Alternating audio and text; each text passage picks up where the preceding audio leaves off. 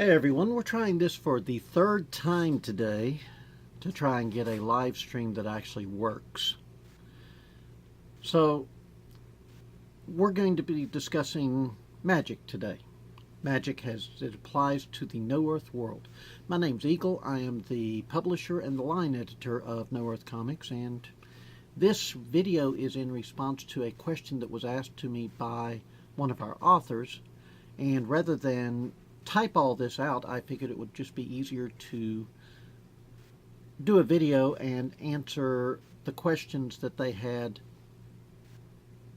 and at the same time answer them for anybody else that had them.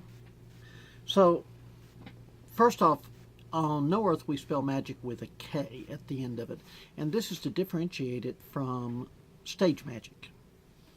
This is not just merely an affectation, it's so that you can tell immediately what type of magic we're talking about, either legerdemain or actual manipulation of energies. We're going to go into a little bit of a history of magic on No Earth first.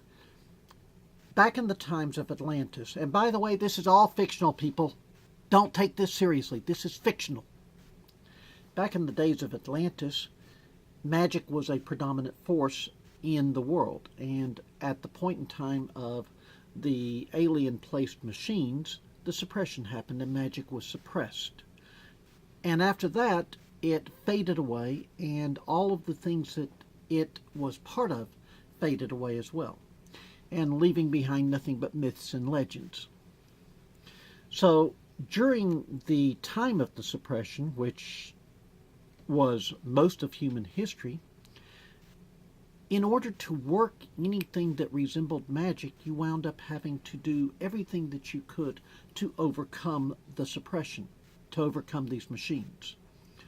And so this meant going to specific places on the planet. This meant doing rituals. This meant having mystical objects. This meant writing out long litanies to prepare the mind to manipulate the energy, the whole bit. And all of this is done on a trial and error basis. So you wound up with all of these contradictory, competing ways of performing magic to get even the slightest result. And this led to a general cynicism where magic was concerned. Then Hell Night happened. And on Hell Night, all of the last one of the machines broke, and all of a sudden all the energy was released, and magic flared for a brief moment at its full power, and then once that energy was released, it was back down to nothing, except there was a little something there, and it started growing. And at the point in time that we are in for our comic book universe, it's been growing for 20 years.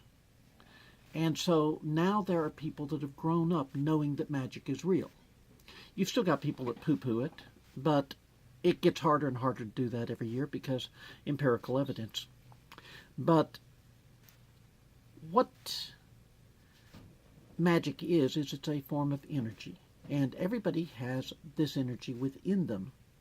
And every object has this energy, and the world itself has this energy, and in some places in the world, the energy is so strong that it flows along ley lines.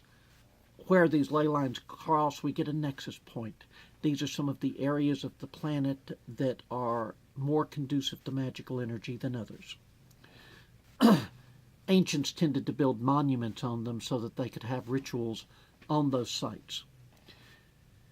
So the average person on No Earth who practices magic during the modern day doesn't actually know very much about it, because they're depending on tomes and grimoires that were written at a period of time when nobody knew much about it.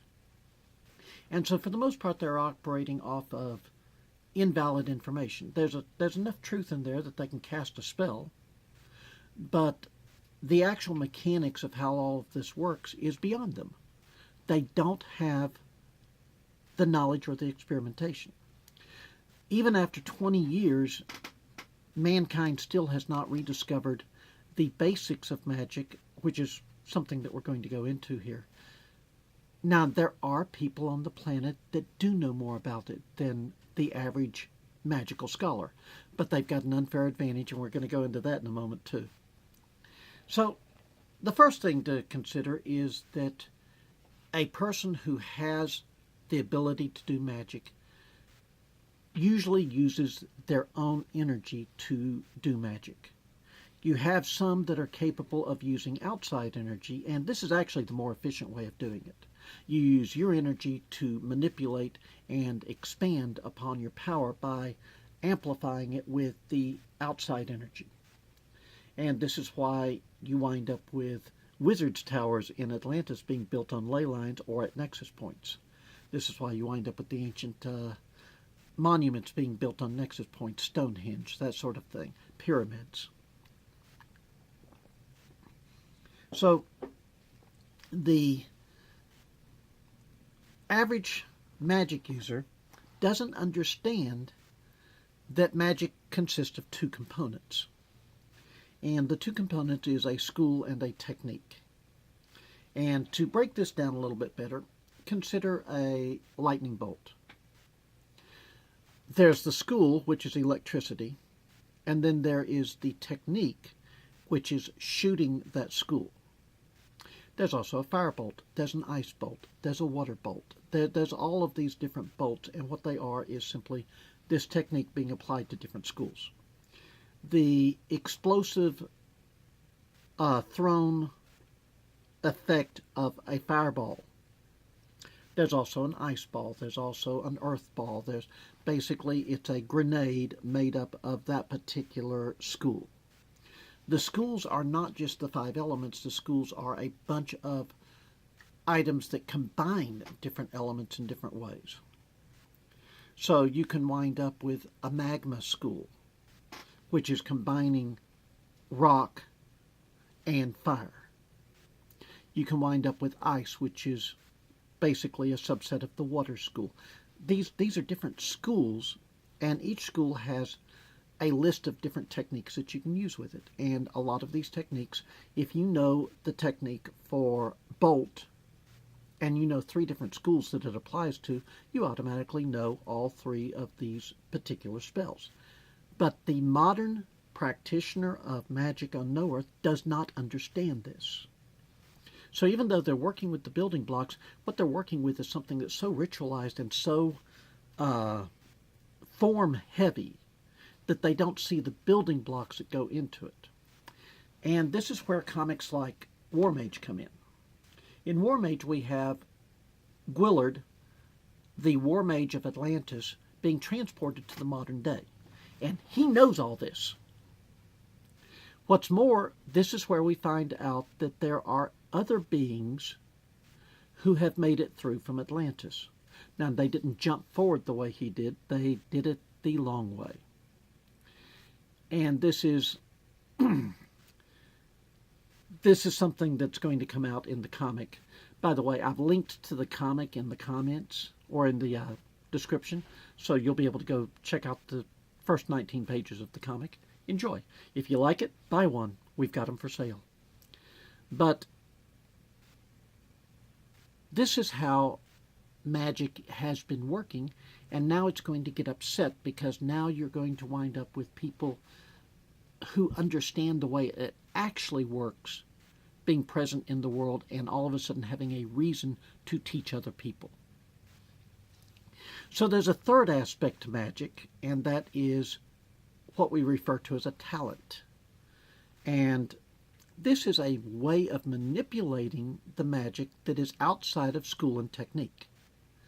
And for instance, right now on No Earth, there is nobody in the public eye who uses a wand. They don't understand what wands are for. Well, it turns out that you can, by learning a specific way of maneuvering the wand, reduce the casting time and reduce the casting concentration to a couple of words and a maneuver. And the maneuver gets more complex as the power of the spell is increased as the complexity of the spell is raised. You get a more complex. So this is why magicians in the past would use wands, is because it was a way of focusing their energy. Well, this is a talent. And so somebody who has learned to do this can start applying some of their spells to using the wand or a staff. Or they can wind up creating a object where the spell is already cast, it's just waiting for the energy. Or they can wind up that there's all sorts of different ways that magic can be used, and the world doesn't know about this yet. There's a couple of ancient magic items that have been activated by all of a sudden there being magical energy in the world. And these are rare, they're noteworthy, and they are objects of great power, but they're also objects of great envy. People are going to want them. If you've got one, people are going to try and take it away from you. It's going to wind up being a major pain in your life. So these are all things to consider when we're thinking about magic in No Earth. Also, magic is starting to become ubiquitous because low-level enchantments are becoming more and more common. So you can buy an enchanted keyring that will attempt to follow you if you get too far away from it. I pay money for that. You can buy a enchanted wallet that will teleport back to you. Little things like this. And people start treating them the same way that we treat the magical device that we all carry in our pockets, the smartphone. You don't think about it anymore. You don't think about how it works. You don't think about what it does. You just know that it's part of your everyday carry. You pick it up and you put it in your pocket. And you don't think about how absolutely wonderful and marvelous this smartphone is. Very few people understand how they work.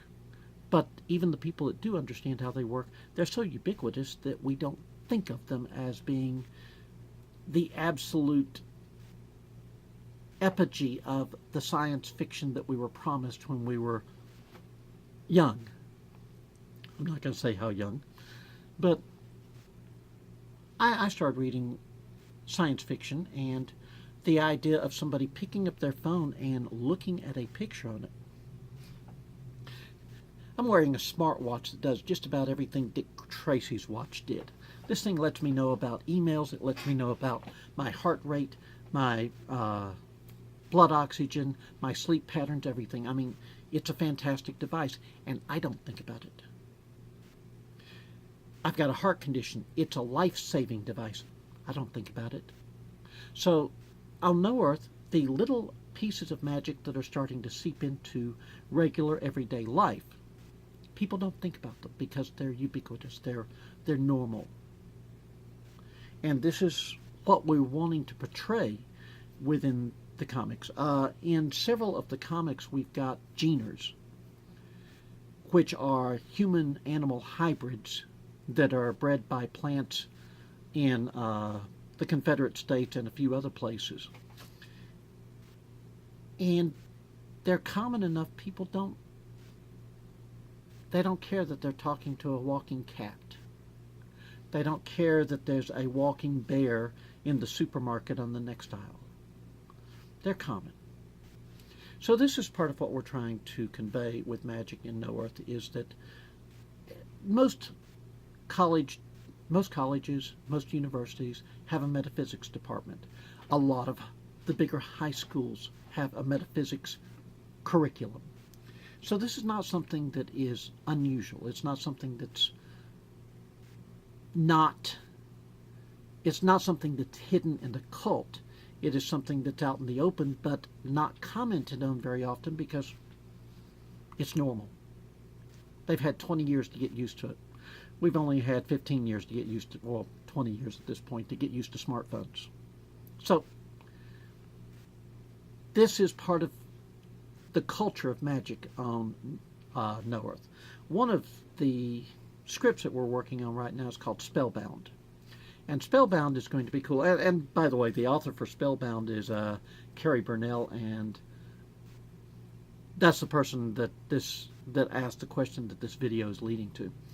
But Spellbound is very cool because it's set in a world. It's set in a police department, and the main character works on the Paracrimes division. So we're getting two things with this book. We're getting a police procedural, but we're also getting a good idea of how the police look at magic-enhanced crimes. And this is going to be a very cool part of the No Earth world. And there are so many things that we're going to wind up going into with this series, because this is not a throwaway series. None of our series are throwaway series. I don't okay any throwaway series. They don't even get past the pitch stage into the editorial board.